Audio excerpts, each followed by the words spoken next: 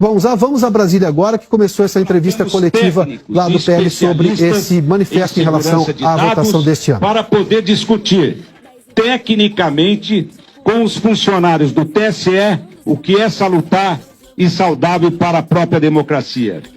Então hoje será apresentado pelo engenheiro Carlos Rocha, que liderou esse estudo técnico e que irá comentar aqui para vocês alguns pontos que merecem ser observados. E eu confesso que fiquei surpreso. Repito, esse relatório não expressa a opinião do Partido Liberal, mas é o resultado de estudos elaborados por especialistas graduados em uma das universidades mais respeitadas do mundo.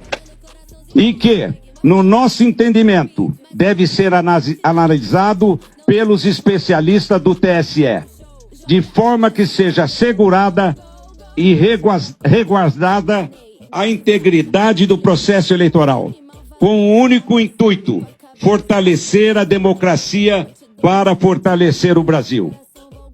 Com a palavra, o engenheiro Carlos Rocha. Boa tarde a todos. Muito obrigado aqui pela oportunidade de falar com vocês. Em primeiro lugar, eu gostaria de destacar que esse ano nós tivemos um avanço muito grande, liderado pelo TSE, na transparência eleitoral. E é um processo de avanço. Foi criada a Comissão de Transparência Eleitoral, o Observatório de Transparência Eleitoral, e no dia 1º de agosto nós tivemos lá na primeira reunião do encontro das entidades fiscalizadoras. Naquele momento, recebemos inclusive vários documentos, sendo que um dos documentos muito interessante, muito bem feito, é o glossário das eleições informatizadas de 2022. E nesse documento, então, estão descritas as funções dos diferentes arquivos que são gerados pela urna eletrônica. E agora, logo após o final do segundo turno, no dia seguinte, o TSE, numa ação de transparência extremamente positiva e de uma maneira pioneira, publicou os 3 arquivos no portal de resultados do TSE. E nesse portal, então, para cada sessão eleitoral aparecem 3 arquivos. O boletim de urna, cuja função é permitir às pessoas conhecerem os resultados de cada sessão e, eventualmente, fazerem testes na totalização. O segundo arquivo, que é o RDV, é o Registro Digital do Voto, que tem como fim, segundo o TSE, permitir uma eventual recontagem, o arquivo que registra todos os votos.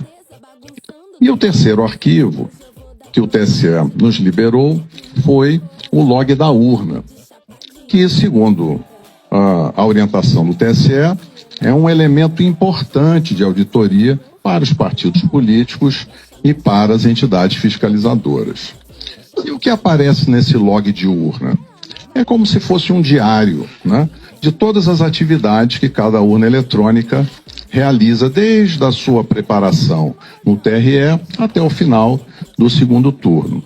Imaginem vocês um diário em que cada linha registra uma atividade.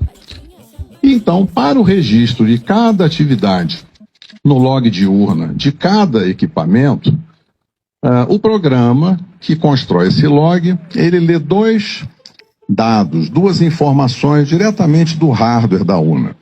Ele lê, digamos assim, a estampa de tempo, que é data, hora, minuto, segundo, e também lê o número de série da urna, que é chamado no TSE de código de identificação da urna.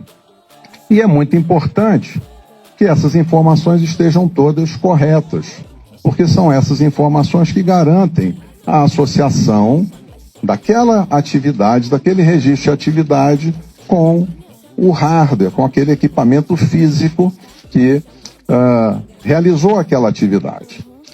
E é importante destacar o seguinte: o nosso trabalho técnico de engenheiros, a gente faz isso para outras organizações do setor privado, e quem audita constrói, quem audita procura sempre colaborar com a organização auditada, e no caso aqui, é nosso propósito contribuir com o aperfeiçoamento do sistema e ampliar a confiança, seja dos eleitores, seja dos candidatos, em todo o processo eleitoral. Então esse é o nosso objetivo.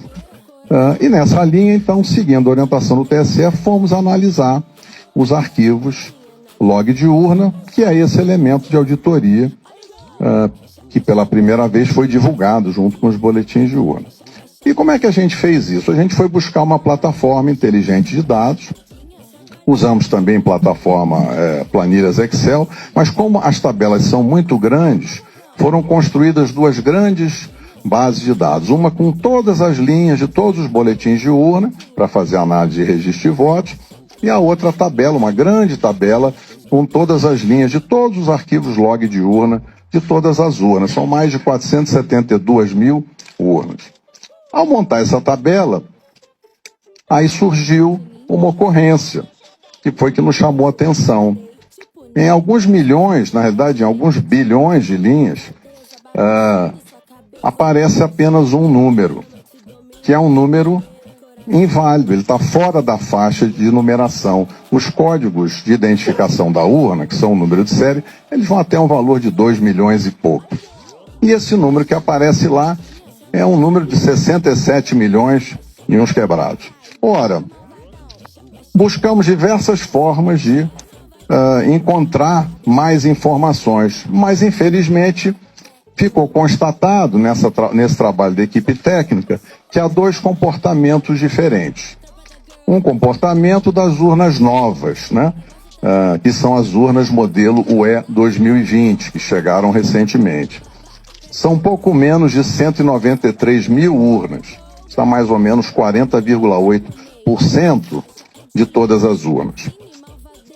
E nessas urnas 2020, o arquivo é gerado da forma esperada. Então, em cada linha que mostra cada atividade, aparece o código de identificação da urna correto, que permite associar, então, vincular aquela linha de registro de atividade à urna que realizou aquela atividade. Quando nós fomos analisar as urnas antigas, que são as urnas de modelos de UE 2009 até UE 2015, essas urnas têm pouco mais de 279 mil urnas, o que dá 59,2% do total das urnas. Nessas urnas, infelizmente, encontramos esse número inválido na quarta coluna do log. Esse é um indício muito forte de falha, de mau funcionamento da urna, porque é impossível associar o registro de cada atividade ao hardware, ao equipamento físico que teria gerado aquela atividade. Isso, evidentemente, tornou um problema, porque é muito desagradável ter esse indício de mau funcionamento, porque gera incerteza agora nos dados que são gerados por essas urnas. Por isso aqui nós gostaríamos de interagir construtivamente com o TSE e avaliar com eles. Existe lá uma previsão na resolução que abre a fiscalização, que é para se fazer exatamente quando ocorre um evento extraordinário, se fazer uma verificação extraordinária após o pleito, e é isso que a gente espera fazer na sequência dessa descoberta.